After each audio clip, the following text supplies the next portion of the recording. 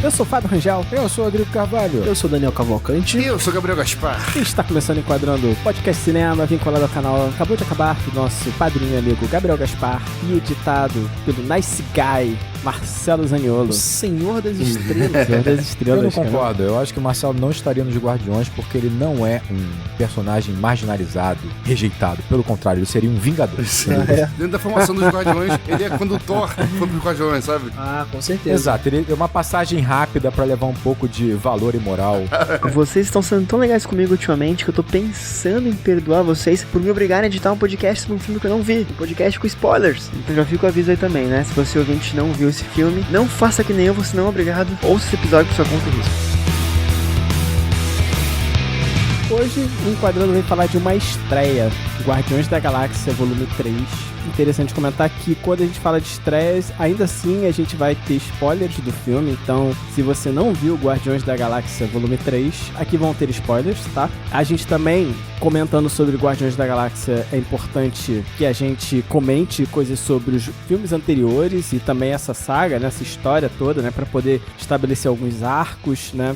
Então a gente também vai dar spoilers de outros Guardiões da Galáxia e provavelmente outros filmes da Marvel. Exatamente. E provavelmente a gente não vai falar de tudo isso aí com muita profundidade, não, porque não somos aqui especialistas em quadrinho, em filmes da Marvel, né, filmes da DC, né? A gente vai falar de orelhada aqui. Gostamos, mas não somos especialistas, né? É, os ouvintes pediram. A verdade é que ninguém pediu, mas... Ninguém pediu. Esse é o programa que você não sabia que você precisava. Que trilha sonora gostosinha, né, cara? É impressionante, né, cara? É muito bom, Hoje né? eu fiquei o dia inteiro com Come and Get Your Love na cabeça, só porque eu vi um maldito vídeo do James Gunn fazendo o top 10 de músicas de Guardiões da Galáxia dele no TikTok.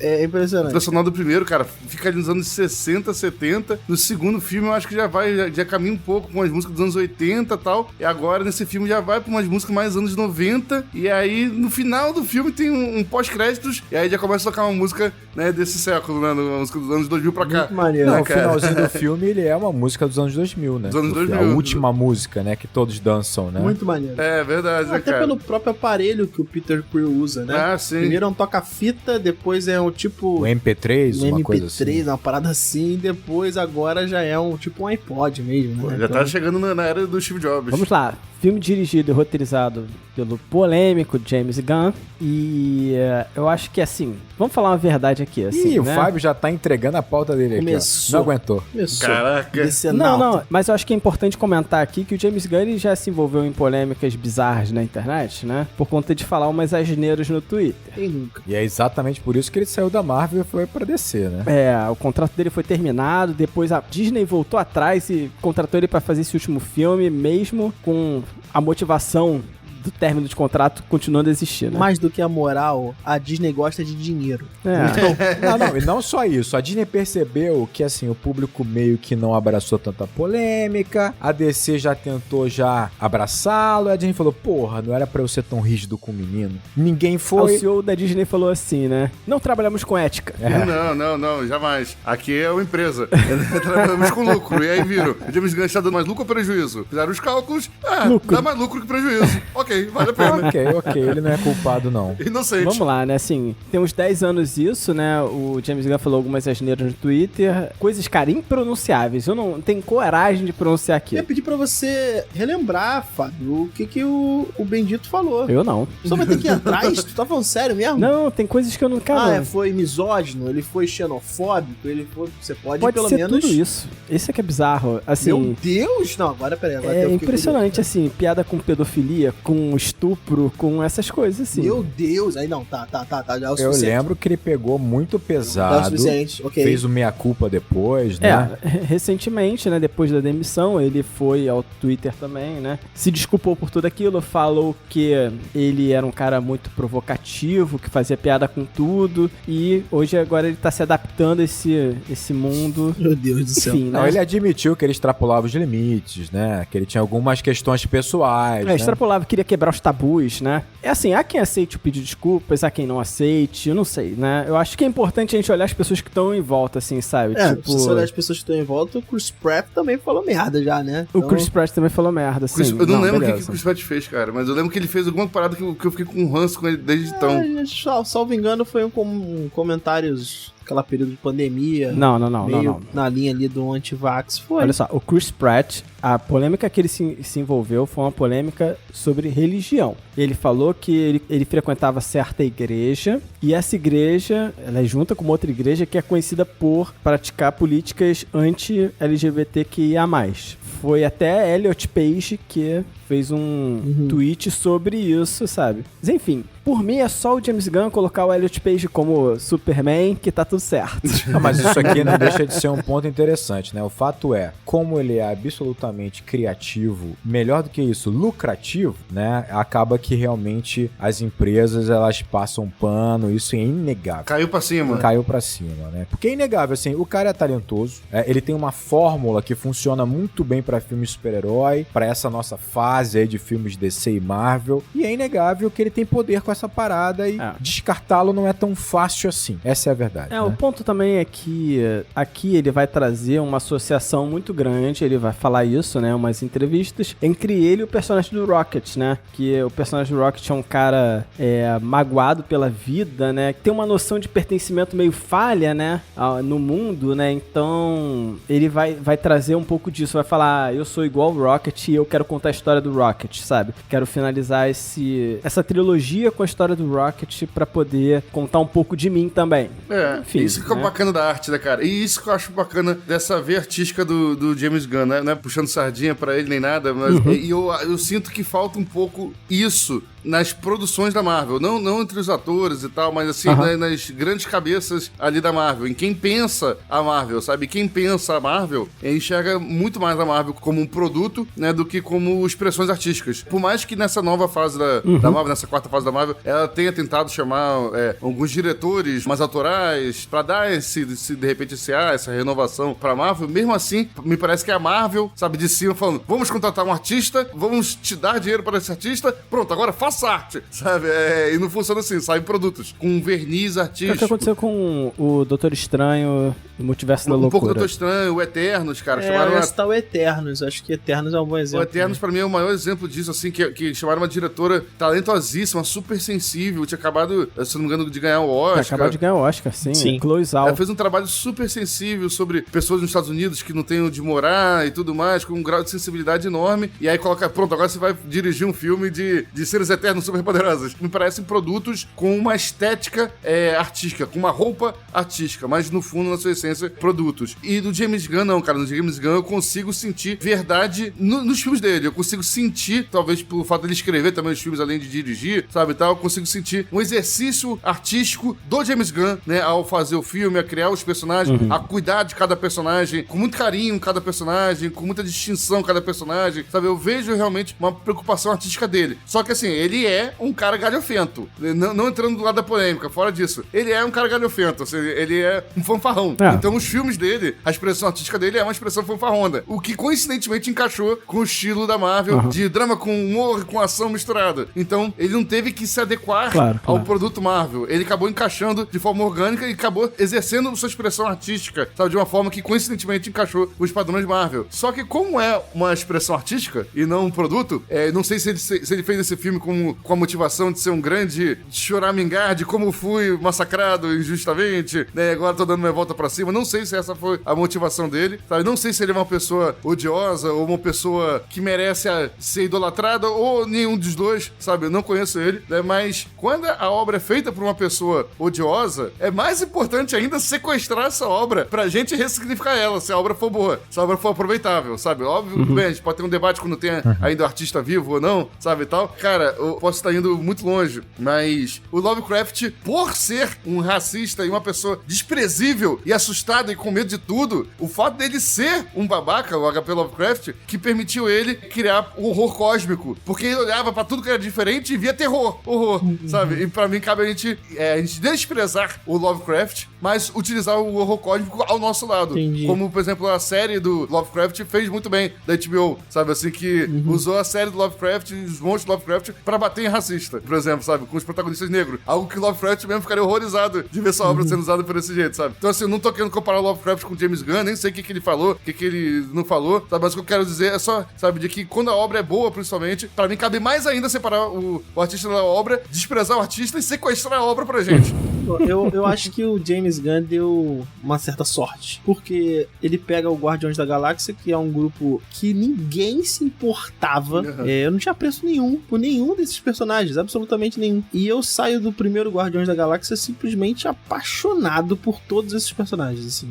De certa forma foi um cartão de visita muito poderoso pra ele, né? Porque ele pega um grupo de desajustados, ele pega um grupo que a Marvel realmente não se importava e ele faz muito dinheiro. Acho que até por isso, Daniel, deve ter tido até mais liberdade, né? Deve ter tido até mais ele liberdade teve pra trabalhar. muita liberdade porque realmente não tinham amarras, né? Não eram Vingadores, é um filme solto, que se tudo desse certo ia conectar, né? Na saga das gemas lá, do infinito, por aí vai. Então, assim, ele teve muita liberdade e por isso pôde implementar muito da sua assinatura, coisa que a Chloe Zhao não pôde fazer. E, cara, deu muito certo e volta pra um segundo filme que, a meu ver, não dá tão certo assim. Em termos de bilheteria, ele vai tão bem quanto o primeiro, que é muito importante. E acho que ele voltar pro terceiro filme foi importante, cara. Como ele escreve o roteiro e ele é o diretor, ele realmente tem uma participação muito pungente no arco desses personagens dentro da Marvel. É muito justo, não tô aqui julgando, né, o comportamento dele, mas é muito justo que seja esse artista, pelo menos, que comece e termine esse arco.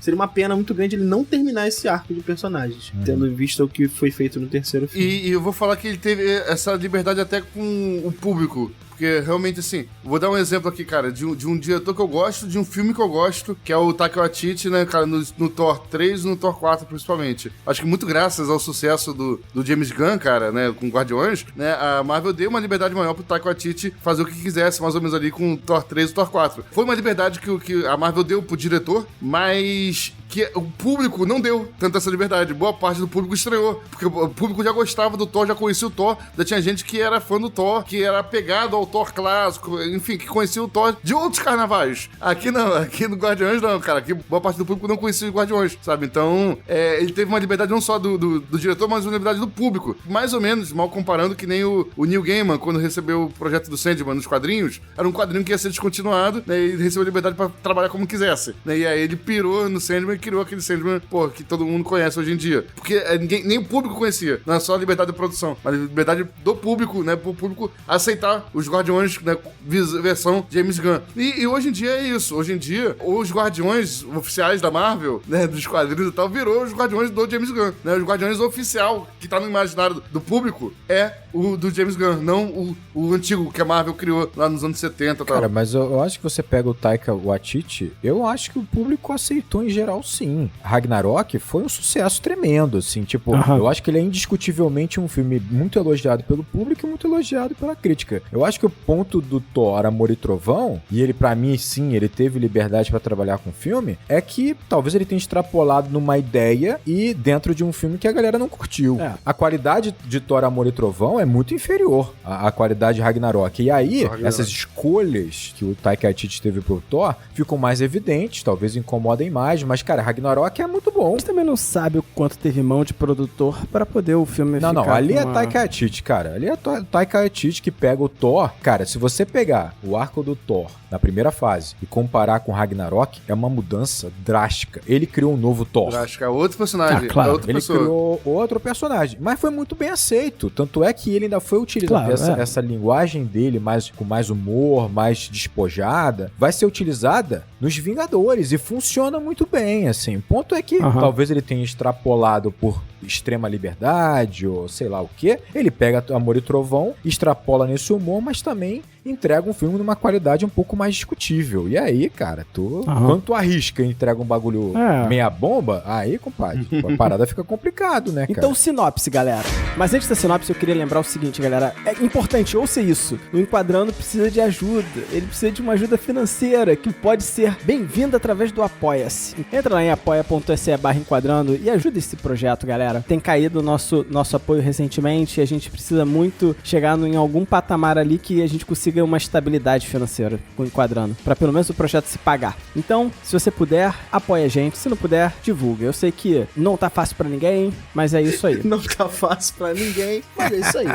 Mas é isso aí. Mas se não tá fácil pra você, imagina pra gente que tá trabalhando aqui de graça no podcast. Mas eu gostaria de agradecer alguns apoiadores que fazem com que esse programa seja possível. Por enquanto. Por enquanto, São estes: Heitor Greco Aguiari, Hudson Silva, Breno Gaudio, João de Lima Júnior, Morgana Carmen Diniz e Rogério Magione. Galera, um agradecimento meu e muito obrigado. Muito obrigado, gente, do coração. Se você quiser seu nome também lido por Fábio Rangel aqui, eternizado no nosso programa, é só apoiar a gente no Apoia-se também. Acesse o Apoia-se e veja as nossas recompensas. Pessoal, no momento Enquadrando agora, cara, queria pedir um negócio singelo, um negócio ali. Cara, todo mundo tem um amigo que gosta de Guardiões da Galáxia. Em geral, né, se você não tem um amigo que gosta, é você mesmo que gosta, né? Mas em geral, né, todo mundo conhece alguém que gosta, que é fã, muito fã. Você queria falar, se você não tem um amigo que gosta de Guardiões das Galáxias, é porque você não tem amigos. Você não tem amigos. São forever alone. Não, mas eu queria que você fizesse o seguinte, cara. Você que ouve nosso programa aqui, gosta do nosso trabalho, do nosso projeto, eu quero que você vá no Twitter, mas pode fazer isso também no Instagram, e marque lá a hashtag Enquadrando Agora, e marque o arroba de um amigo seu que gosta de Guardiões da Galáxia, e recomende Enquadrando pra ele. Dessa moral, só esse episódio. Então vamos lá.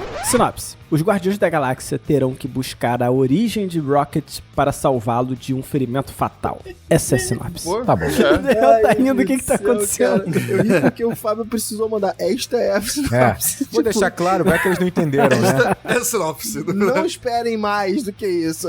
Não, eu achei muito boa porque é um filme que tem uma história, né, no presente, mas é recheado de flashbacks contando a origem do Rock, né? E o Fábio fez uma sinopse com tempo circular dentro dela. Uma sinopse não linear. Olha. Cara, eu vou aproveitar então sua deixa da sua sinopse curta pra destacar esse ponto do filme, né? Eu mencionei isso em Doutor Estranho, em que esse quebra-cabeça da Marvel, ele é naturalmente muito complexo, né? Você juntar muitas pontas. Ainda que esse Guardiões, ele não vai juntar tantas pontas assim do universo como um todo, mas sim desse arco dos próprios Guardiões com o primeiro e o segundo filme ali, o especial de Natal e tal. Então, eu acho interessante essa estratégia do James Gunn, que é, eu preciso, né, unir muitos elementos, então eu vou fazer isso dentro de uma estrutura mais simples, só que mais sólida. Então é isso. Ele opta por tirar excesso, complexidade da história, para poder colocar isso no desenvolvimento dos personagens, que são vários personagens que precisam não só de desenvolvimento, mas precisam de seus arcos de conclusão, como também ele vai trabalhar a complexidade das próprias cenas de ação, não só em termos de magnitude, de cenário interessante, né? Tem muito cenário interessante aqui, mas também dessa relação no combate de um grupo técnico e muito entrosado. Então ele vai fazer cenas de ação bem roteirizadas. Então, para que ele consiga imprimir tudo isso, né, um trabalho de montagem, um trabalho de trilha sonora, desenvolvimento de personagem, ele vai acabar sacrificando um pouco a história para poder unir tudo isso e ficar coeso, né? Eu quero aproveitar então, nessa explanação do Rodrigo aí, Aproveite. Quero perguntar pra vocês o que vocês acharam em linhas gerais desse filme, sabe? Qual foi a impressão de vocês? Eu sei que o Daniel quer falar. Começa aí, Daniel. Fala aí, porque de repente você pode emendar nisso e já falar sobre suas linhas gerais. A gente foi convidado, né? O acabou de acabar, foi convidado e eu acabei indo pra estreia do Guardiões e eu saí muito animado. Porque, cara, esse muito animado seu funcionaria tanto pra muito animado como pra muito decepcionado. É incrível a forma, o tom que você deu funciona pras duas coisas.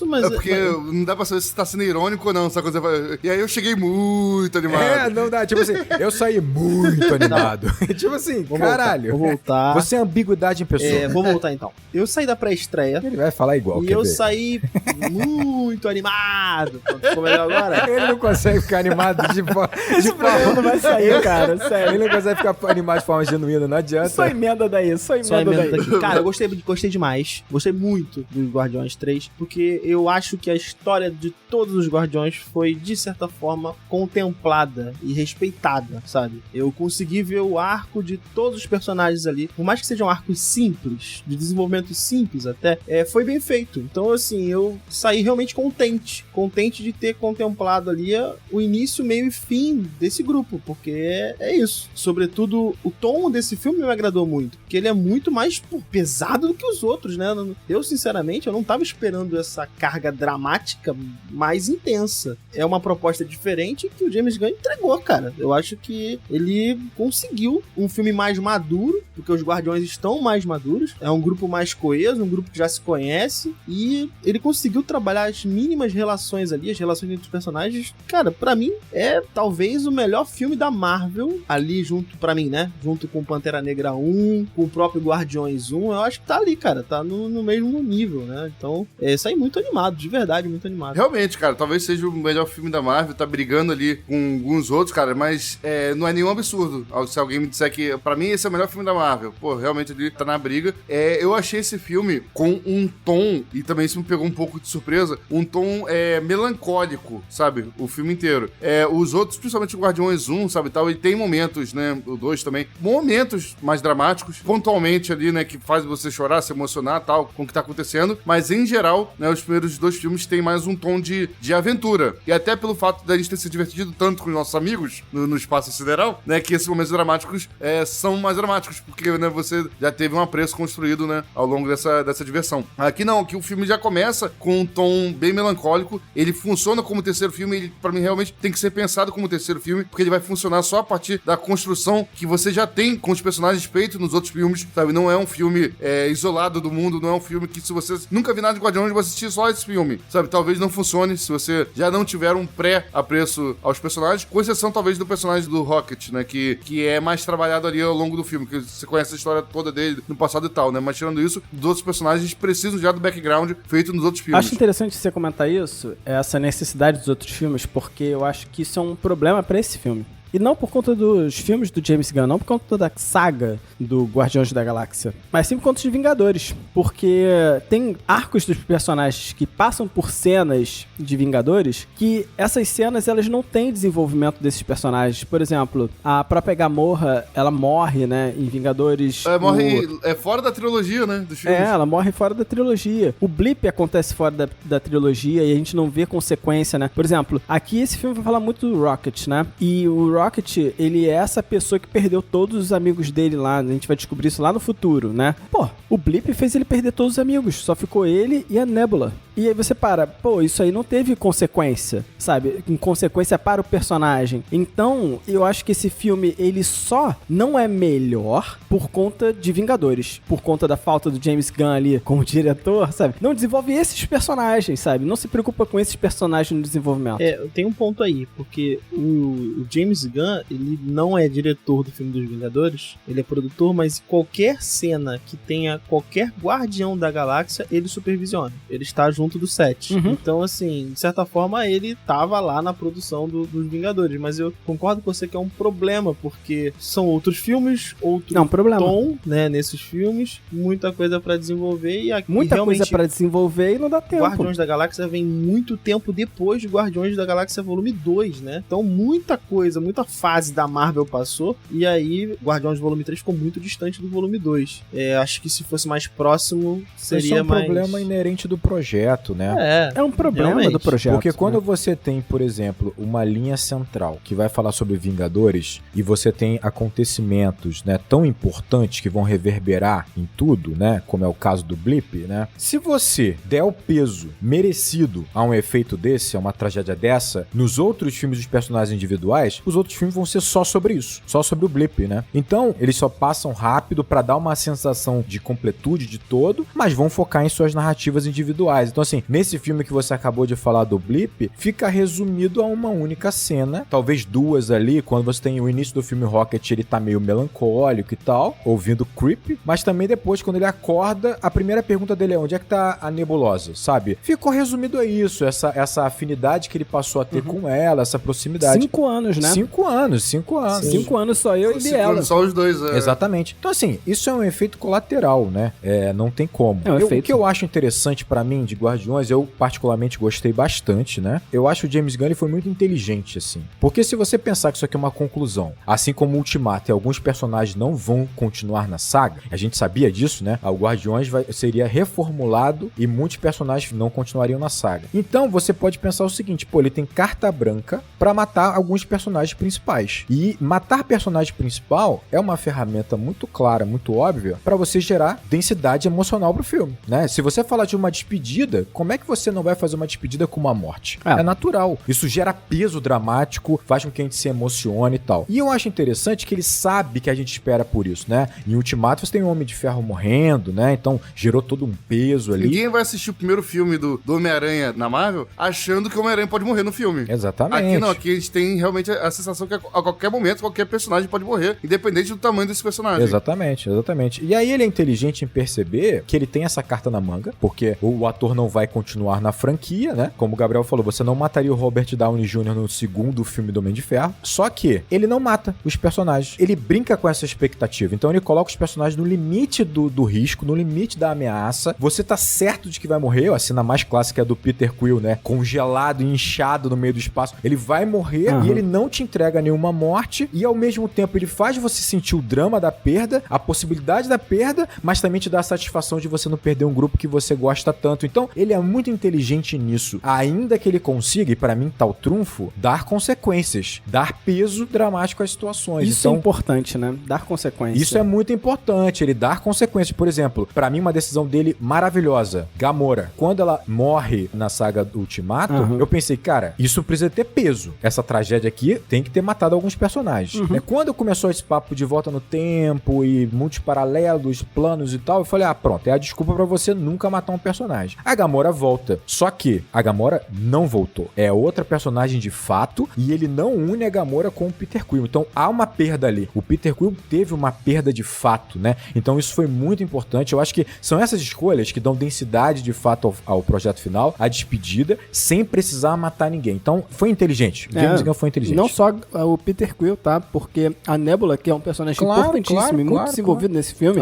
ela também perdeu a irmã. Exatamente. Assim como, por exemplo, você pega o próprio Rocket, no início da vida dele, ele perde os amigos dele, como a gente viu, trágico. E aqui, no fundo, ele também vai passar por uma perda, né? Porque o Peter vai sair do lugar nenhum, vai viver com o avô, né? Você vai ter ali também o amante saindo também e tal. Então, assim, as perdas acontecem aqui, né? O peso dramático, as consequências que tá acontecendo, rola, né? Então, o Peter decidir viver com o avô tem a ver com tudo que ele tá passando. Tem a ver com tudo que ele passou, tudo que ele sofreu, a perda da Gamora e tal. Então, assim, eu acho que isso foi uma boa sacada. A Gamora ter morrido nos Vingadores, pô, me parece ali aquelas coisas da Marvel, aquelas decisões editoriais da Marvel, sabe? Do tipo assim, olha, a gente vai matar a Gamora aqui, tá bom, nesse filme, mas fica tranquilo que no final do filme a gente devolve a Gamora pra você, beleza, James Gunn? Né, que você tá criando aí, e aí no final do filme você vai poder ter a Gamora de volta aí pra continuar teus filmes. A solução fácil seria justamente, né, é outra Gamora, mas beleza, ela vai entrar no grupo, com o tempo vai entender, vai ver quem que ele é, vai se apaixonar de novo, e vida que segue, e ela volta pro grupo. E pronto, voltou a ser a mesma Gamora de antes. Voltou a ser a mesma Gamora. Essa seria a decisão fácil, né? Mas James Gunn não fala, não, a minha Gamora que eu criei lá no primeiro filme,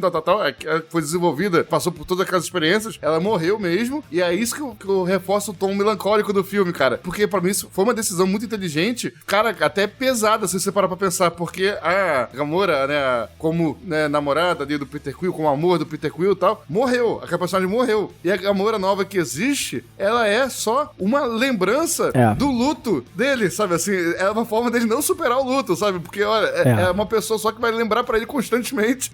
Então, isso desencadeia numa nova decisão que ele ir pra Terra, ficar com a avó. Então, assim, ficar com a avó, cara, até pra fugir desse luto um pouco, sabe? Assim, porque, pô, imagina, cara, você perde alguém que você ama e todo dia você vê uma cópia, digamos assim, daquela pessoa, o peso que é isso pra vida da pessoa, sabe? E ele, né, não fazer a solução fácil pra optar pela solução com maior carga dramática é uma escolha inteligente dele.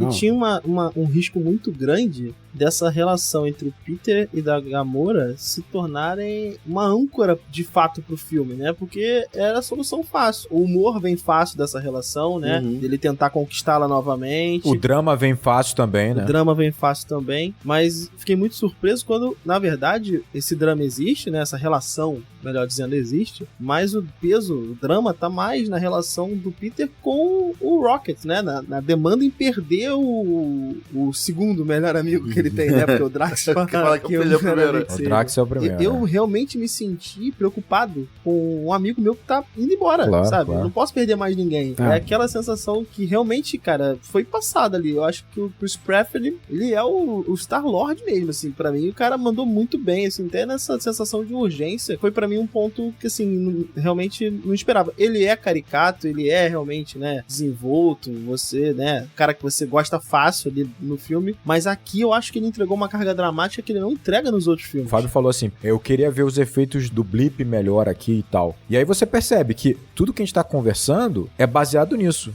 né? É a partir do que aconteceu lá na saga principal de Ultimato, né?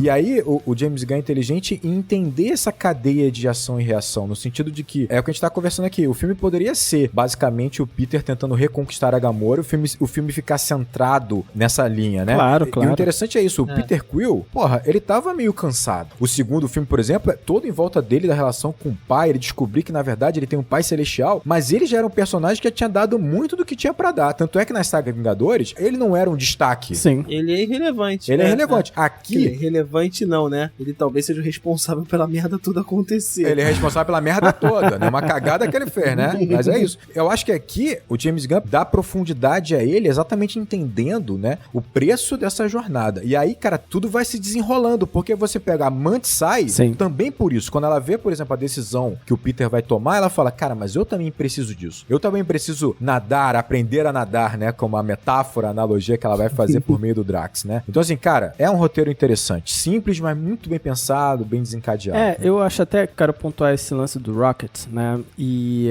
a música que vem de início, Creep, né? Porque eu acho que o James Gunn, ele é inteligente em fazer isso. Ele coloca o sentimento da música, e aí ele vai trabalhar a nostalgia como uma ferramenta que pega todo mundo da nossa geração, né? É sacanagem botar Creep do Radiohead pra tocar. Bom demais. E aí, pô, já começa a trabalhar essa nostalgia. E tem um sentimento nessa música de não pertencimento. E parece que isso representa uma certa barreira que o personagem do Rocket, ele tem em, tipo, não se aproximar tanto dos seus amigos, sabe? E ao mesmo tempo que ele vai construir essa ideia dele não se aproximar por conta dos amigos dele, né? Do Tiff, da Floor, sei lá, né? Mas daqueles bichinhos que viveram com ele no passado, que a gente vai descobrir, tem essa questão dele não se aproximar por conta disso, e pode ter também por conta do Blip. Também, sabe? Claro, isso também claro. pode ser reflexo do sofrimento dele no Blip, dele ter perdido todo o squad dele, né? Ter ficado só a Nebula, né? E foi com quem ele desenvolveu uma certa afinidade maior nesse tempo, porque foram 5 anos, né? Então, eu acho isso bem interessante, mas eu queria falar um pouco dessa nostalgia como ferramenta desse filme, A gente sabe? tá falando dele, da inteligência do James Gunn, né? E eu acho que ele, julgo dizer aqui, que ele precisou fazer um ajuste. Justamente por causa dos eventos do Ultimato e do tempo que demorou o Guardiões 3 pra acontecer. Eu acho que ele precisou fazer um ajuste num personagem que me incomodou em determinado momento, pelo receio que eu tinha dele, na verdade. Porque no segundo filme você é introduzido a ideia de que o Adam Warlock vai aparecer. E aí ele aparece de fato no terceiro filme, né? Ele talvez seja mola inicial pra trama acontecer. Só que esse personagem é um personagem muito poderoso. Ele é muito mais poderoso do que os outros membros, né? Do squad dos Guardiões. E eu fiquei num receio muito grande de que, cara, vai haver um desequilíbrio grande aqui, porque eles não têm condições de enfrentar essa ameaça. O James Gunn, ele acerta num tom que ele vai fragilizar o Adam Warlock num outro ponto. Tornando ele não um é idiota. na força física, não é no poder dele. Vai tornar ele uma criança, um imaturo, um imbecil, um idiota. Então, o que faz com que ele, naturalmente, olha como é que são as coisas. Ele se torna um guardião no final e você compra essa ideia. Por quê? Porque ele se torna um cara que tem falhas, como todos os outros membros dos guardiões. Ele né? abraçaria qualquer um que desse pra ele algum tipo de afeto. De pertencimento, qualquer senso de pertencimento. Ele acabou de nascer. Só que assim, isso tá nos quadrinhos. Isso Sim, está nos também quadrinhos, está, né? Mas o que eu ia falar é o seguinte, ele contorna uma situação que eu achei um problema no início do filme, que era o seguinte, quando o Adam Warlock apareceu no início, fez aquele estrago todo, eu comecei a temer a próxima vez que ele fosse aparecer, porque quando ele chegou, ele causou destruição, ele deixou o Rocket do jeito que ele deixou. Então assim, eu falei, cara, esse personagem é muito poderoso, Eles não tem como, eles têm que fugir desse personagem. Só que essa sensação de ameaça, ela vai sumindo ao longo do filme. Essa urgência que eu criei, né, ao ver essa cena, a ameaça que esse personagem representa, ela de fato não é consolidada. Depois, dias depois, de parando pra pensar no filme, eu até acho que agora é uma decisão absolutamente racional e não sei se é acertada, mas é justamente isso, né, não transformar o Adam nessa ameaça toda que ele era no início do filme, fazer essa transição que vai fazer ele culminar, fazer parte do grupo no final. Claro, sem dúvida. Né, que vai fazer a transformação dele acontecer. É porque, tipo, ele já criou a bomba, né? Muitos não gostaram do Adam Warlock, né? Exatamente por ele ser esse... Tá infantilizado, né? Imaturo ainda, mas ele né? queria um personagem que vai ter um arco também. É claro, exatamente. Tá começando o arco dele aqui, pô. Pelo amor de Deus, né? É isso. E ele já criou a bomba, né? Nesse caso, né? Porque ele não precisa mais do Adam, sabe? Tipo, não precisa mais do problema que é o Adam existir e poder atacar novamente, porque já tem a bomba criada que é a morte do Rocket, né? O Rocket está morrendo. Então, isso já é a bomba, isso já cria tensão suficiente pra você estar preocupado com todas as cenas subsequentes, né? Cria uma urgência. O Adam, ele é a solução pra tudo, né? Ele é a solução. Ele vai desencadear a história e ele ainda vai ser solução estrutural pra um elemento muito importante pra qualquer filme dos Guardiões, que é o caos, que é a confusão. Porque ele é um elemento, como o Daniel falou, muito poderoso, que ainda tá muito imaturo, muito inexperiente. Pela imaturidade dele, ele se torna imprevisível, né? Exatamente. Ele é muito poderoso e imprevisível, né? Ele traz um elemento de imprevisibilidade que é muito importante pra qualquer estrutura mesmo dos filmes do Guardiões, porque o grupo é assim, né? Imprevisível. Uma coisa que a gente tava falando, né, no início da gravação sobre James Gunn se enxerga muito no Rocket, né, e tal, já que a gente tá vendo como, até como talvez algo intencional dele, né, de se colocar como o Rocket e tratar os personagens com carinho e com viés artístico, até que a gente tava falando, né, enquanto a Marvel trata, né, os personagens mais como um produto, né, olha aqui, ó, a gente vai pegar isso aqui, vai pegar a Gamora, a gente mata ela rapidinho aqui no Ultimato, depois a gente devolve ela inteirinha pra você tocar teu filme, sabe? Eu consigo perceber essa insatisfação, né, dessa diferença de tratamento dos personagens dele, né, por ele e pela Marvel produtora, cara, e aí pra mim isso é muito bem representado, cara, no Rocket, quando ele se machuca, e aí o pessoal vai tentar, olha que bonito isso, cara, quando ele se machuca, e aí vão tentar consertar ele, e aí descobre que não pode consertar o Rocket, não pode salvar ele, porque o Rocket tem um dispositivo que ele tá sendo tratado como um produto, né, não como ser vivo, mas ele é um produto patenteado, licenciado, né, e pertence a alguém, sabe, e aí eles não tem mais nada o que fazer, tá com as mãos atadas, sabe, porque aquele ali é um produto agora, sabe, não é mais isso é muito legal, essa visão é muito legal, hein, Gabriel? Pô, gostei demais.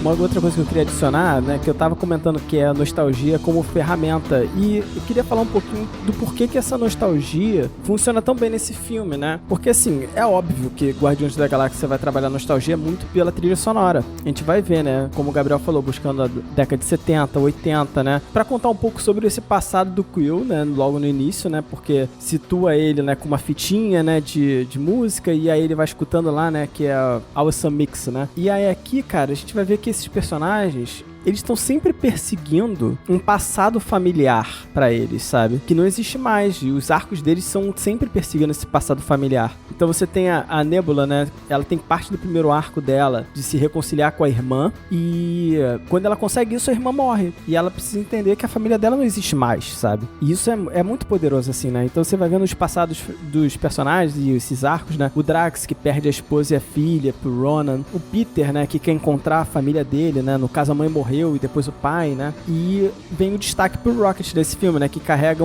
essa barreira, esse peso esquisito, né? Que a gente vê que dificulta ele, de fato, se conectar com os outros personagens. E o filme vai contar um pouco dessa história dessa barreira, né? Então, tem uma coisa não resolvida no passado do Rocket, e essa coisa vai ter uma relação familiar. E aí, porra, quando o James Gunn, ele começa o filme tocando Creep, é muito sobre isso, né? É muito sobre esse passado do Rocket. Não, essa música funciona pra todos os personagens. Claro, né? que funciona pra todos os personagens, mas a visão deles é diferente do que a música quer passar. É óbvio que essa música vai trazer a melancolia que a gente precisa pra entender o arco, por exemplo, do Peter, sabe? Que tá sofrendo porque a Gamora morreu. Mas ela é diferente quando você pensa que Creep é uma música muito individual, muito sobre eu não consigo me enxergar como parte disso. Mas o Rocket tem essa questão, né? Eu não consigo me enxergar como parte disso porque... Não, claro. E aí isso que o Gabriel falou, ele é parte produto, ele é parte pessoa, né? Ele é bizarro, sabe? Creep é sobre isso, sobre você ser bizarro. Claro. E aí, essa música já estimula os sentimentos do Rocket e a gente vai ver... Mas o Peter Quill também é. Mas o Peter Quill é quem? Um galanteador. Ele é uma pessoa que vai ser reconhecida como uma pessoa normal, enquanto o Rocket é o quê? O Rocket é bizarro. O Rocket é um guaxinim que fala, né? Não, sim, mas o Peter Quill também é um cara que ele é filho de um celestial que queria basicamente usá-lo como óbvio, não é? Um elemento de força e provavelmente ele seria descartado também, sabe? Mas a câmera vai acompanhar quem? Vai acompanhar o Rocket, né? Vai acompanhar o Rocket. Não, claro. O Rocket coloca a música pra tocar e o Rocket vai andando. E ele vai vendo o mundo acontecer em volta dele enquanto ele não se conecta com aquilo. Não, concordo contigo. Tem uma fala no filme que, cara, me pegou demais, assim. E aí eu parei pra raciocinar. A Layla, quando o Rocket tá quase morrendo, tem aquela experiência ali de pós-morte, né, com a Layla. E a Layla fala uma frase que me pegou muito, que ela fala o seguinte: a história sempre foi sobre você. Aí você revisita os outros filmes e você pode associar que realmente a história do primeiro filme é sobre o Peter Quill, beleza, mas o Rocket foi desenvolvido ao longo dos 3 filmes também,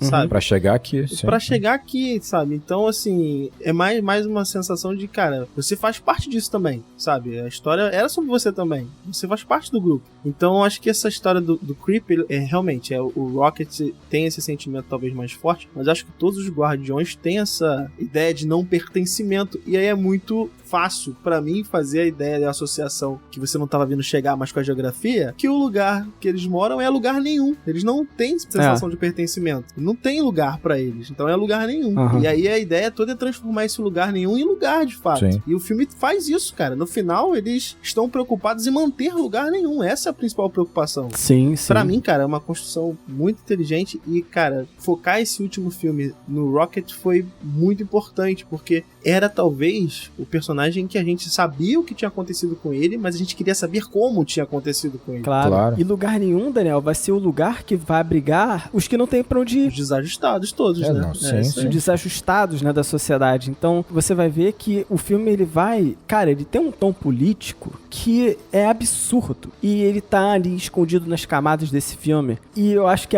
as músicas ajudam a trazer esse tom político pra tona do filme, sabe? Porque eu tava vendo uma coisa muito engraçada. Tava vendo no Twitter uma discussão sobre o que significa as cores das roupas dos personagens, porque existia uma polêmica que aquilo era sobre Among Us. Sim. O James Gunn queria trazer Among Us pro filme e aí colocou todo mundo coloridinho. Pode ser, também. E outras pessoas falam, não, isso é uma referência a 2001, Odisseia no Espaço, mais próximo na minha cabeça. Mas pra mim, isso é uma referência à bandeira LGBT. Pode ser também. E que funciona muito bem aqui. Funciona muito bem porque eles estão entrando num organismo vivo, né? É isso que eles estão fazendo. É uma questão de você ser amparado, ser aceito, sabe? Sim. Ser tido como um comum, né? Como um irmão. Né? Exatamente. E a história do Rocket é isso, né? Sobre ele ser moldado pela sociedade como a sociedade quis que ele fosse. No caso, o personagem lá que é Deus, pai, ao mesmo tempo, né? Então você vai ver que o Rocket, ele é esse personagem quebrado por conta desse auto-evolucionário, né? Mas aí você vai ver que o final do filme é com o quê? É com Florence and the Machines, Dog Days Are Over. E eu acho isso muito maneiro, porque quando você vê essa música ela é muito importante pra esse filme, sabe? Eu fico emocionado, né, falar disso. Respira aí. Mas essa música é muito importante pra esse filme. E por que essa música é importante, né? Essa música vai ajudar a gente a se conectar com a história, né? Mas vamos fazer o seguinte, deixa eu pausar. Vou aproveitar aqui que o Fábio não tá aguentando a própria emoção. Esse filme é absolutamente emocionante, é incrível. Mas assim, por que o James Gunn vai funcionar tão bem com Guardiões? É exatamente por isso. A gente tá falando aqui, é um grupo de desajustados, de marginalizados, dos quebrados, como diz o Fábio. Todos eles são assim. Essa é uma característica de todos que estão em lugar nenhum. E Guardiões funciona muito bem na mão de James Gunn, porque talvez ele entenda esse tipo de personagem como ninguém. E aí quando você compara com os Vingadores é o completo oposto. Você vai perceber que todos esses personagens, inclusive os Guardiões, os Vingadores, eles vão começar com um olhar muito pessoal. Às vezes beirando o egoísmo, né? Quase todos eles são assim, né? Você vai perceber, por exemplo, egocêntricos pra egocêntrico, né? O Homem de Ferro começa, né? Ele fabrica armas, o Tony Stark fabrica armas, vende armas para o mundo inteiro, exporta e foda-se o que vai acontecer. Até o momento que ele passa por uma tragédia e vai ter que reconsiderar tudo, né? Você pega o próprio Hulk no primeiro momento, né? O Bruce Banner, ele é um cientista, né? Genial e blá blá blá, e tá ali, seguindo a vida dele ali, ambicioso em encontrar respostas e tal, até acontecer uma tragédia no qual ele vai tentar, no primeiro momento, se esconder essa ameaça que ele se tornou, né? O Thor, ele queria ser basicamente herdar ali o trono de Odin e continuar ali, tipo, liderando os Asgardianos. Playboyzão, né? O Capitão América, ele se difere porque ele já é altruísta desde o início, né? Desde sua concepção, talvez porque ele não seja um Thor de nascença, né? Tipo assim, muito pelo contrário, ele já é frágil naturalmente, né? Então, assim, os arcos desses personagens eles passam pelo olhar pessoal, beirando o egoísmo, ao ponto que eles vão enxergar... Tem a queda, né? Tem a queda pra eles enxergarem o todo. Então, eles vão começar a olhar a sua missão como salvador, como super-herói. Então, é muito essa relação do salvar o outro, né? Essa coisa meio macro, eu salvo o todo, eu salvo a nação, eu salvo a galáxia, né? Se você pensar ainda com calma, ainda é um certo distanciamento, ainda tem um ar de superioridade, tem um ar de distanciamento, eu salvo você. Quando você olha os Guardiões, é bem diferente, né? Eles são quebrados, eles partem do sofrimento e eles vão desenvolver um olhar, entre aspas, meio egoísta, exatamente pelo excesso de sofrimento que eles têm na vida deles. É como se fosse uma autopreservação esse olhar egoísta. Não é um excesso de regalias que fez com que eles fossem mais egoístas, não. Pelo contrário, né? É a falta delas, né? É a vida batendo tanto que eles começam a ficar num processo de autopreservação. Então você vai ter o Peter Quill, ele vai ser um saqueador, né? Junto com Yondu lá, que vai morrer depois. Você tem, o Rocket, ele é um mercenário, né? Ele é um caçador de recompensa junto com o Groot. Você tem a Gamora também, que tá naquela situação doida. A Nebula, ela tá completamente revoltada, angustiada, né? Amargurada com tudo que ela viveu. Ou seja, são personagens quebrados que vão ter esse olhar muito interno e muito fechado em si por ter apanhado tanto da vida. Qual é o processo deles? É sair também de um olhar pessoal pro outro. Mas esse outro é o amigo do lado. É você começar a perceber que você não só pode amparar, como ser amparado. É muito diferente. É uma relação muito mais íntima, muito mais próxima. Não é uma relação de cima, do eu te salvo. Não é eu te salvo, é eu te amparo, eu te acolho. O Guardião da Galáxia é muito diferente, né? Se você pensa em Vingadores, é proteção, é salvação. E eu acho que o James Gunn vai entender isso ao longo desse filme e vai extrapolar isso. É um filme que vai falar sobre essa amizade, né? E vai usar isso em todos os níveis. Desde a Amantes, que vai simplesmente amparar 3 monstros assustadores e terríveis, que eram os monstros vilões do início do segundo de Guardiões, né? Até você amparar os seres pequenininhos, os animais pequenininhos, os guaxinins e tal, como se fosse uma Arca de Noé. Eu acho que o tema vira esse. Realmente, os Vingadores, você vê uma relação de amigos de trabalho, colegas de trabalho, e aqui você vê uma família, né? Os Guardiões entre si são uma família. Sim.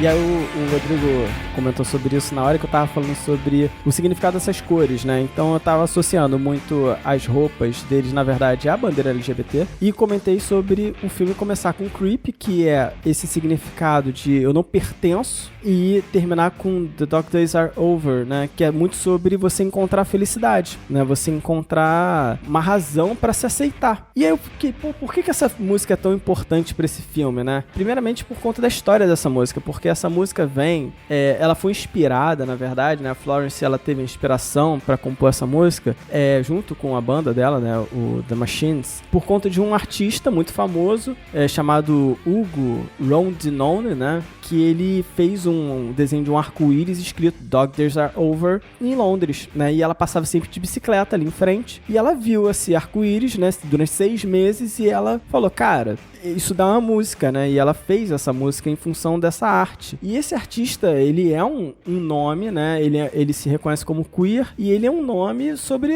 aceitação, sobre arco-íris, sabe? Sobre LGBTQIA+.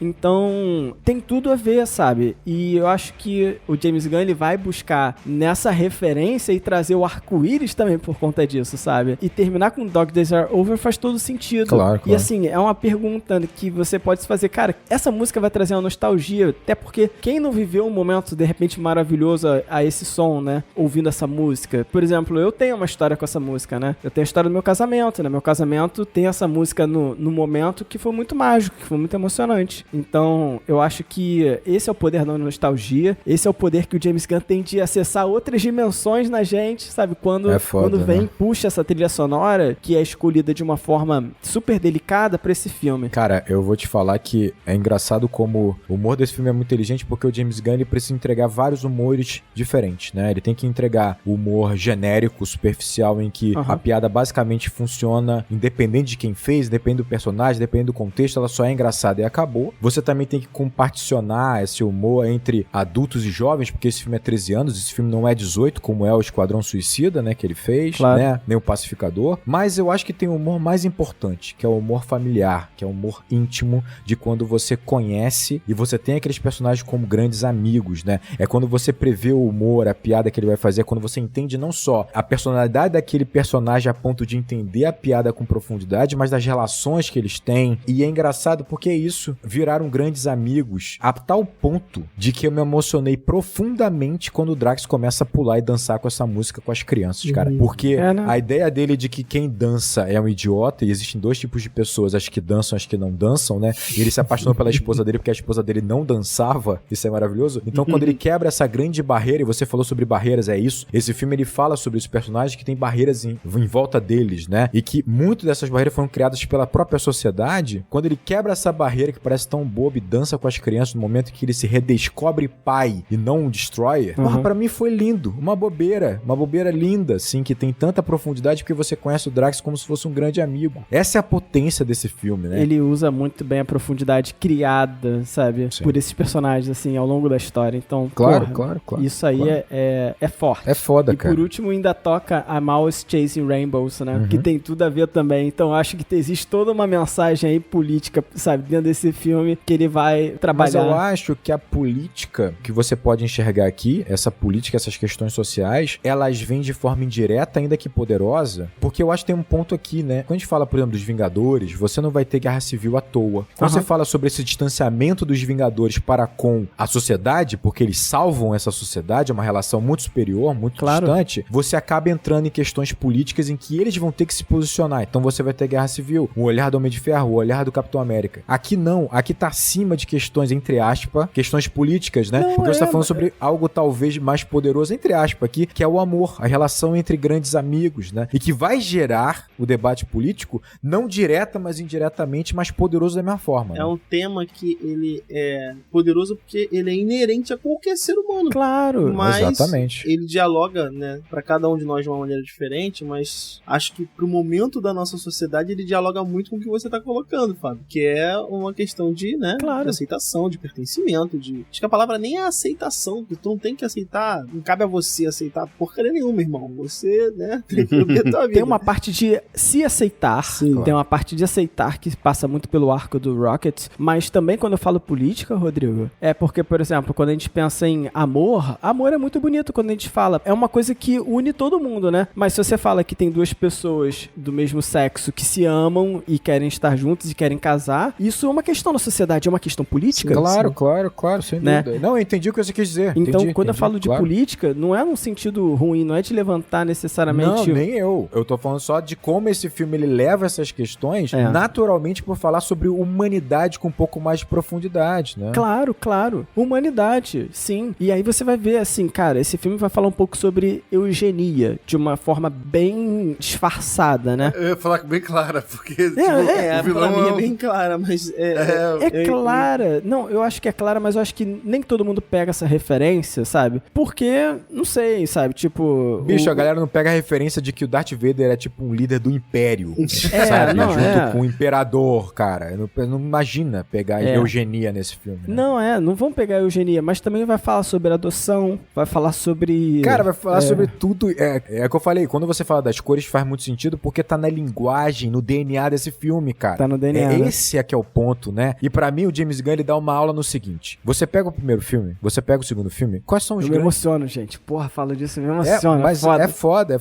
Mas fala aí. E sabe o que é foda? Qual é a grande destaque que a gente fala de Guardiões sempre, né? Leveza, humor, divertido pra caramba, adoro esses caras, sabe? É isso, é zoeira. E aí você percebe uma coisa, a gente começa a confundir o Guardiões, essa leveza, essa despreocupação, descomprometimento com a própria narrativa. Como se a narrativa também fosse despreocupada, como se a história fosse despreocupada, como se eles fossem poupados, né? Tipo assim, Peter é muito frágil, muito fraco perto dos outros Vingadores, né? E ele tá lá, sobrevive. Por quê? Porque a narrativa ignora ele. Ele é tão frágil, despreocupado, divertido, que a narrativa ignora ele. O Thanos ignora ele, né? Até ele fazer uma cagada gigante. Aí, o James Gunn pega esse terceiro filme e ele mostra o seguinte: a leveza que há em Guardiões da Galáxia, a brincadeira, é parte inerente desses personagens, porque é assim que ele leva os problemas. E não é a narrativa. O que ele fez? Ele pegou um filme mais denso, talvez de todo o universo Marvel, com mais sofrimento, com mais momentos dramáticos, e colocou nos Guardiões. E eles levaram a sério. É como se fosse uma parada assim, tipo, olha, a gente não levou o resto a sério, o Thanos e a Galáxia, sabe? Esses papos dos Vingadores, porque talvez isso não seja tão sério. O que é sério talvez seja isso aqui, ó, o Rocket ferido e eu tenho que salvar. A minha relação com meus amigos aqui, isso é sério. E isso eu vou levar muito a sério. E tem uma coisa que fica muito clara pra mim, Rodrigo, que é o seguinte: o humor que eles trazem é uma forma de aliviar o próprio sofrimento, sabe? Sim, claro, exatamente. Sim. O humor é essa carapaça, é essa armadura, né? Então o humor, ele fica natural. É a carapaça, de fato, sabe? Tipo, então... É óbvio. Ele não é só ferramenta do roteiro, ele é estrutura, sabe? Pra esses personagens. Ele é estrutura. Mas é isso, porque era importante esse terceiro filme pra mostrar isso. A leveza é uma forma desses caras levarem a vida que eles levaram. Por quê? Porque apanharam muito. Só que quando você não percebe o quanto eles apanharam,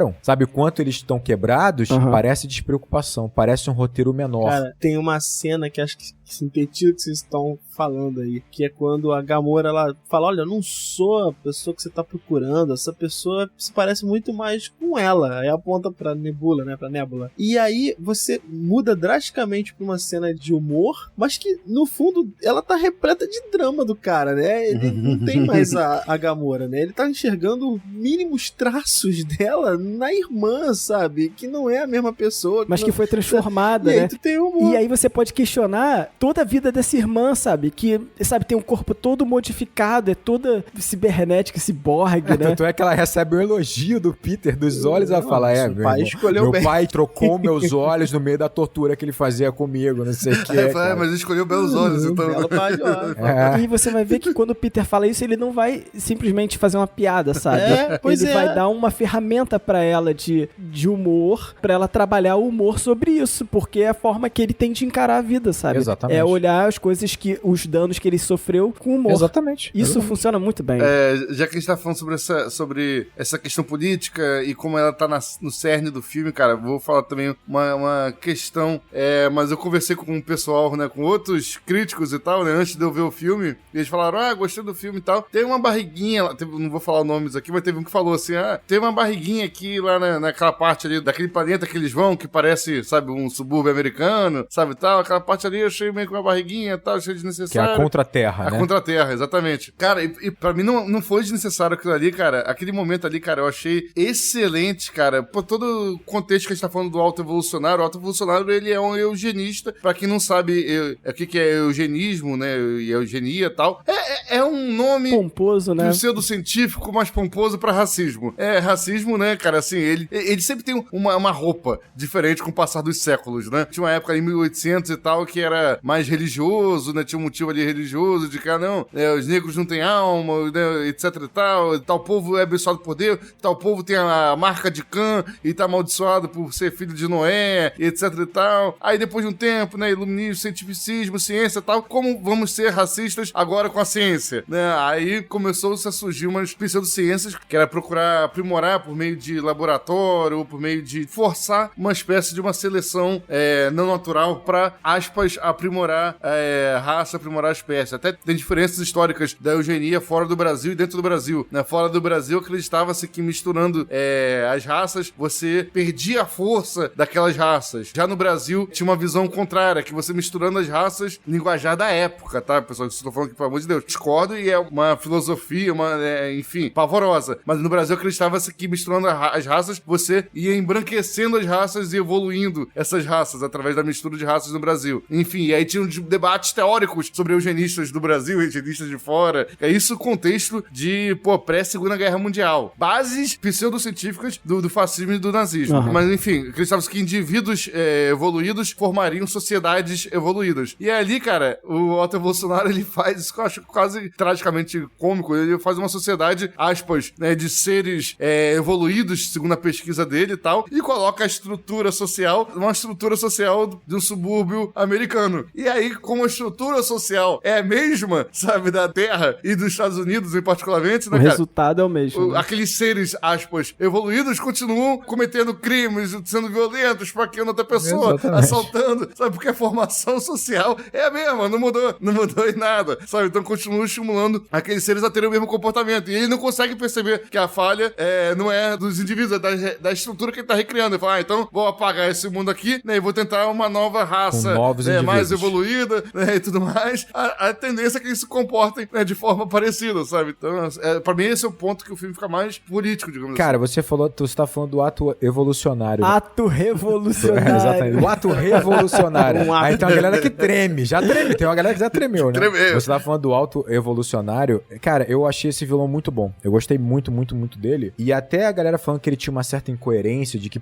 se ele tava realmente tão obcecado pelo Rocket, por que ele já não tava atrás dele há muito tempo, não sei o que, blá, blá. Na verdade, eu não acho nem incoerência. Eu acho que é um ponto mais positivo dele ainda. Porque eu acho que esse vilão aqui, ele dá uma sensação de ser muito poderoso, né, tal. Só que se você pensar, parece até uma certa metalinguagem, não só a trilha sonora, que parece do ambiente, que parece no cinema, né, o James Gunn brinca muito com isso, né, mas ele parece que brinca também com a questão do vilão em termos de conceito. Porque a gente tá falando o tempo inteiro aqui, os Guardiões representam um conceito de amparo a essas pessoas desajustadas, imperfeitas, né, quebradas, como o Fábio falou. E o vilão que eles vão ter é exatamente o contrário, né, ele busca a perfeição, ele busca a organização, ele não busca a imprevisibilidade, pelo contrário, ele quer algo totalmente previsível e E a calculado. perfeição por meio da individualidade, né? Do indivíduo perfeito. Exatamente, ele quer um indivíduo perfeito que na cabeça dele vai gerar essa sociedade perfeita e ele vai, obviamente, fracassando. Então parece um vilão feito para o Guardiões da Galáxia, não parece um vilão para o universo Marvel, né? Não. Ele é conceitualmente muito perfeito, um antagonista muito perfeito para esse conceito dos Guardiões que os Guardiões representam e carregam, né? E aí é muito legal porque, assim, esse cara, ele é tão obcecado nessa ideia de perfeição, né? E ele tem uma ironia muito interessante, que ele fala assim, ele diz que Deus não existe, mas ele quer ocupar o lugar de Deus, né? É uma ironia interessante, né? Que ele carrega como tudo que ele carrega. Porque você percebe o seguinte, ele diz que tá criando algo muito importante, né? Só que os objetivos e a missão dele é tão estúpido e tão frágil que ele vai se perdendo e deixando tudo desmoronar de tal maneira pela obsessão que ele tem em pegar o Rocket. Enquanto ele tá buscando o Rocket, né, na loucura dele, nessa obsessão de inveja de que o Rocket por um momento superou ele, e é isso que tá incomodando ele. Não é bem o cérebro do Rocket, né, cara? Tipo assim, ele dá uma desculpa ali de que não, o Rocket ele tem um cérebro que tá pensando, um autopensante e tal, verdadeiro, eu preciso do cérebro dele pra fazer o ser perfeito. Porra nenhuma, ele tá puto que o Rocket Que o por um Rocket momento esculachou ele no argumento. esculachou ele no argumento. E quando ele foi se aproximando mais do Rocket, vai ficando mais insano na loucura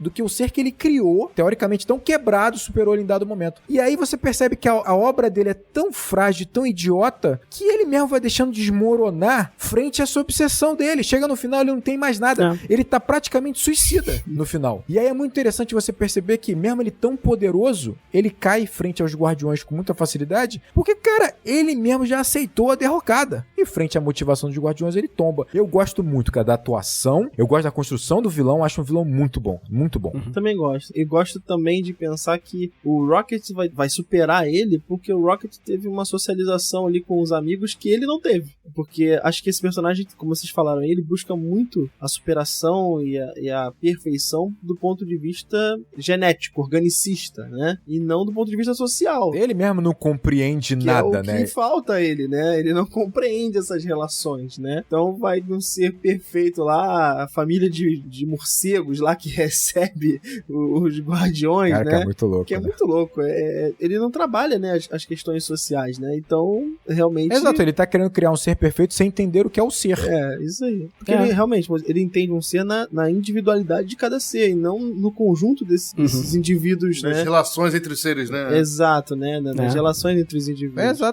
Exatamente. Ele é o oposto completo do Thanos, né? O Thanos, ele não desviaria nunca da missão dele, não desviou. Enquanto ele, o auto-evolucionário, ele não só desvia, como ele simplesmente ignora a obra de vida dele durante o processo, né? Mas eu acho engraçado que o Guardiões da Galáxia vai falar um pouco sobre essa construção de pai e Deus ao mesmo tempo, né? Se você for ver, o personagem do Ego, né, que é o pai do Peter, ele também vai ser essa representação. Ah, ele é o pai do Peter, mas ele é Deus também, um tipo de Deus, né? Um celestial. É, um celestial, a pessoa que criou mundos e faz filhos nos mundos pra poder... Nossa, é uma viagem, né? Viagem. Mas, assim, um tipo de Deus. E eu acho que é engraçado quando você pensa que essas duas imagens, né, de pai e Deus, elas se confundem na cabeça dos personagens. E isso dá pra tirar um suco disso, sabe? De você pensar em sociedade, pensar que, cara, calma aí, a gente espera muito de Deus, com essa coisa de pai, né, a pessoa que vai fazer por você, enquanto, na verdade, a busca é uma aceitação própria, sabe? É de você encontrar as próprias motivações pra você viver, sabe? E não esperar, né, que é uma discussão que a gente tem, sabe? Tipo, que quase vai beirar um niilismo se você for muito forte, Deus não existe. Mas não, a gente tá falando um pouco mais aquela visão de, não, você tem que buscar as suas motivações, Eu ainda sabe? coloco mais, eu acho que todos esses personagens têm uma dinâmica de pai e Deus. Se você pegar, por exemplo, o Rocket,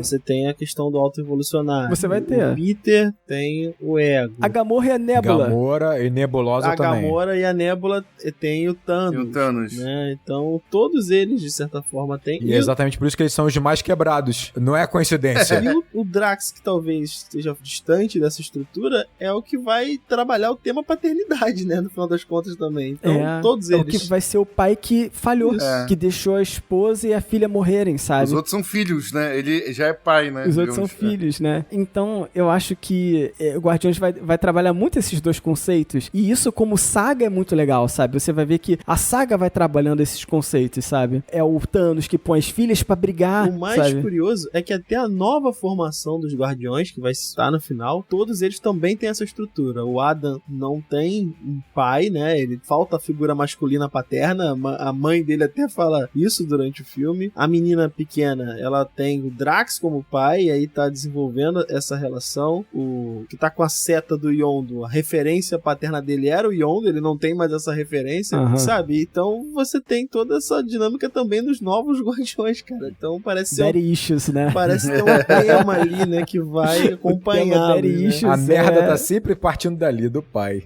Isso. Tá muito forte nessa saga. E acho legal, né, que a gente vai descobrir que o Rocket, ele não simplesmente escolheu ser quem ele é, né? Ele foi transformado nisso pelo aquele que ele considerava, tipo, pai, mas que, na verdade, atuava como Deus na vida dele, sabe? Então, tem essa visão, tipo, faz por você, se aceita e busca as suas motivações. Cara, mas isso é um reflexo claríssimo da nossa sociedade, né? Os quadrinhos, ele tá refletindo coisas que acontecem na sociedade completamente, né? Se você pensar que nossa sociedade é patriarcal, por quê? Você vai entender profundamente porque essas histórias nos quadrinhos vão circundar tanto a figura do pai Deus. Totalmente, né? E por que vai gerar tantos problemas a partir daí, dessa confusão entre deuses e pai. Pô, é bizarro. Nunca circunda a figura da mãe, sabe? A problemática da mãe em si, sabe? Por quê? Porque a sociedade foi baseada no pai, cara. É foda. E essa camada do filme é muito legal, né? É muito sobre. Essa camada do filme é muito sobre sociedade, realmente. E aí, na minha cabeça vem a frase, né, que às vezes você escuta muito, né, em sociedade. Ah, Deus é pai, né? Deus é pai, não é padrasto. Olha que mal. Se for como muitos pais da nossa sociedade, né? Melhor não ser pai. A gente tá ferrado, né? Então... Não, esse ditado tá muito errado. Tá muito errado, né? Primeiro, se for pegar o Brasil não é um país de pais. O Brasil é um país de mães, né? Não de pais. Exatamente. E tem muitos padrastos que vão assumir espaços que os pais não assumiram, exatamente, né? Então é foda. Tá tudo errado. Olha só, nós estamos falando aqui há muito tempo, muito legal esse papo todo, mas na moral, Guardiões ainda é ação. E esse filme também vai... Eu sei que o Fábio não é muito interessado nessa parte do filme, nunca é, né? Não tá na pauta, realmente, mano. Mas, cara, a ação do filme, ela é maravilhosa e pra mim consegue ser talvez até superior dos outros Guardiões, né? E aí eu destaco não só... E talvez até de Vingadores. Ah, não, talvez, mas compete.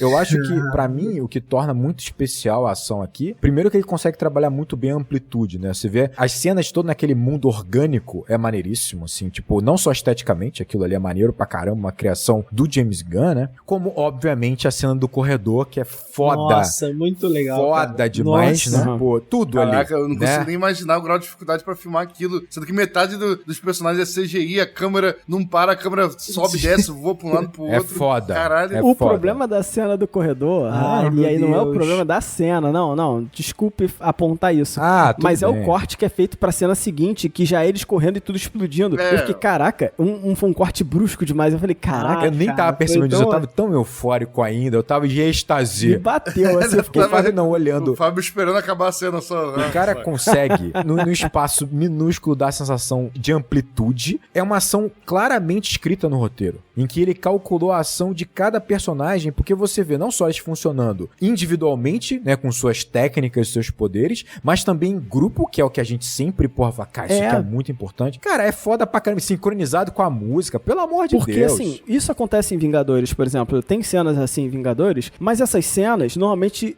incluem apenas a porradaria da forma que é vinda, sabe? Tipo, e você fica assim, pô, não tem uma coisa especial de fato. Um exemplo clássico é que a Feiticeira Escarlate, ela só usa o raiozinho vermelho. É só isso que ela faz na vida, sabe? Só o raiozinho vermelho. Isso é muito triste, né? Não, eu acho que até que eles conseguem acertar em alguns momentos de ação nos Vingadores. Não são todos, de fato, eu concordo. Acertam, mas não tem essa individualidade toda. Eu acho meio duro, sabe? É duro. Não, mas por exemplo, o combate contra o Thanos naquela lua, sabe? Tipo, que ele puxa a lua e eles estão lutando por ali, que é quando o Peter vai fazer a cagada depois. Aquela cena é espetacular. Não é só porrada. Então, mas tem uma inteligência. Mas essa cena tem o James Gunn. Ali. Tudo bem. Isso é verdade. Complicado, o Doutor realmente. Estranho está espetacular. O Doutor Estranho Eu tava está pensando até em espetacular outras nessa cena. cenas, Mas realmente, eu acho, assim, é inegável que a DC ganha muito com a ida do James Gunn pra lá, como coordenador, né, e diretor eventualmente. Eu acho que ganha demais. Ele tem que se provar em algumas questões, né? Eu acho, assim, ele é bom na porra toda quando você pensa nesse tipo de filme, né? Ele faz bem ação, amplitude, detalhe, porra, drama, humor. O cara vai do humor pro drama no estalar de dedos e funciona. É foda. Funciona. O bicho é foda. Esse é brabo. Ele escreve bem. O diálogo consegue ser brega e bom ao mesmo tempo. É espetacular o bagulho. Olha, ele tem que dar uma aula de câmera lenta pro Zack Snyder, que só exagera na câmera lenta. Porra, é foda mesmo. Mas o ponto é, ele trabalha muito bem esses grupos desajustados, os personagens quebrados, assim. Vamos pensar agora ele trabalhando realmente uma Liga da Justiça, um Super-Homem, que é outro âmbito. Mais que isso, ele pegou talvez o herói mais complicado e engessado pra trabalhar, que é o Super-Homem, né, cara? O roteiro é dele, a direção vai ser dele. Vai ser um desafio. Cara, tá tudo na conta dele, cara. Uma coisa que eu tô curioso é que aparentemente tá confirmado, não sei se essa informação é verdadeira ou não, vi no Twitter, mas tá confirmado que vai ter o Supercão. Então, ele vai levar a Cosmo pra Sério? lá. Porque, caraca, que Super-Homem é esse? eu que tenho vai essa vir? informação, O Gabriel. nome vai ser Cãoel. Nossa. Supercão. Ele mesmo. deu uma entrevista, né, numa junket dessa com o Chris Pratt e perguntaram, né, se ele estaria, né, o Chris Pratt estaria no elenco do Super-Homem, né, porque ele trabalha, obviamente, como qualquer diretor, né, gosta de trabalhar. Repetir né, equipe, é. É, isso aí. E aí o Chris Pratt que zoa, ele fala, vou fazer a voz do Krypto, né, que é o nome do cachorro, né. Esse boato surgiu de uma brincadeira, não quer dizer que não vai ter o cachorro, né, não vai ter o Krypto no filme do Eles estão Super-Homem. testando pra ver a Tô recepção medindo do a povo. temperatura da água, né? Ver como que o público recebe. Essa ideia. Será? E se? Eu acho que é um desafio. Eu acho que é um desafio porque ele vai trabalhar com questões um pouco diferentes, né? É um desafio. Mas assim, não vou mentir não. Tô empolgadão pra ele na DC, porque eu adoro os personagens da DC também, porque eu também adoro o da Marvel, né? Mas vamos lá. E a Marvel perde. A Marvel perde, vamos ver. Perde, certamente. Cara, eu acho que, como eu falei lá na resenha, foi muito importante esse filme ser um sucesso de público e de crítica pros filmes de super-herói, né? Que, de fato, eu percebo uma saturação. O Fábio já vem apontando isso há bastante tempo, né? Mais tempo do que qualquer um de A nós. saturação é pra filme de super-herói ruim. Essa é a verdade. Pois é, Aqui eu aceitaria 3 Guardiões da Galáxia por ano fácil. A gente não falou aqui, só pra terminar, a gente não falou aqui do Cosmo. Eu falei que ele tava levando o Cosmo para descer. Porra.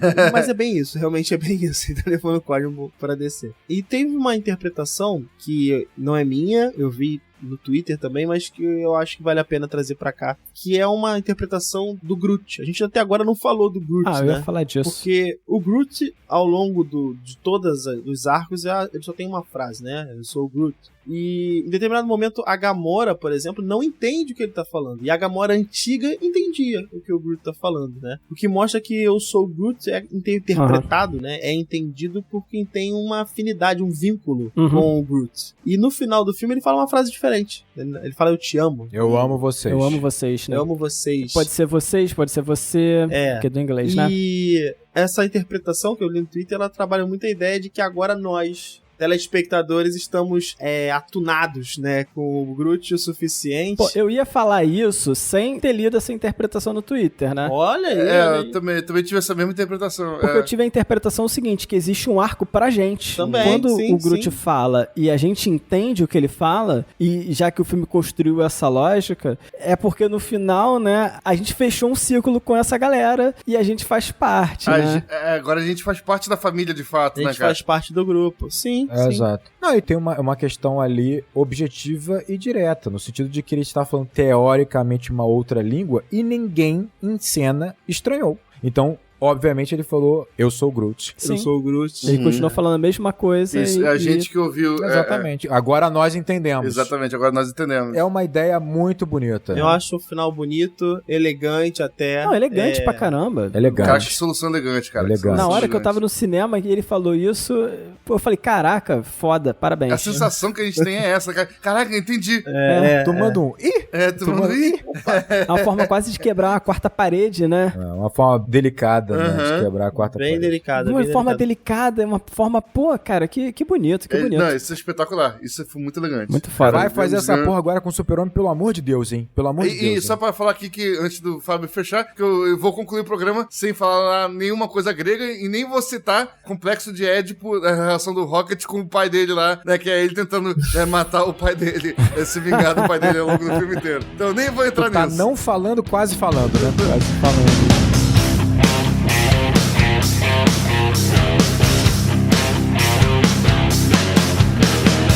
Então, galera, pra todo mundo que curtiu esse programa, por favor, compartilhe. Se puder, apoie Enquadrando. Então vai lá em apoia.se/enquadrando e acesse nossas mídias sociais, que lá tem muito conteúdo nosso. Se você quiser compartilhar o nosso conteúdo, você pode compartilhar por lá no Instagram em @enquadrando_oficial, no Twitter em @enquadrando_ e no TikTok também @enquadrando_oficial. Tá bom? Nós temos YouTube do Enquadrando, tem um monte de mídias sociais do Enquadrando que você pode acessar. E se você quiser mandar um e-mail, manda pra contato@acabodeacabar.com.br. Sou o Fábio Rangel, um grande abraço E bons filmes.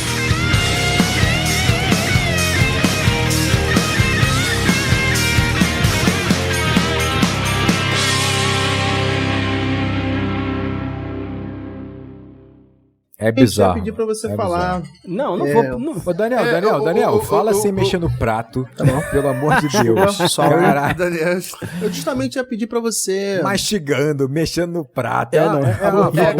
Comer meu queijinho com queijo brie aqui com damasco. Entendeu? Você reclamando, mas enfim. Vai, Rodrigo, você queria falar alguma coisa. Não, vou Seja falar conciso. vou tentar. Do universo. E a concisão? Universo Vou Marvel. tentar. Vou tentar. Eu sempre tento, às vezes eu não consigo. Eu queria saber a vez que tu conseguiu, né?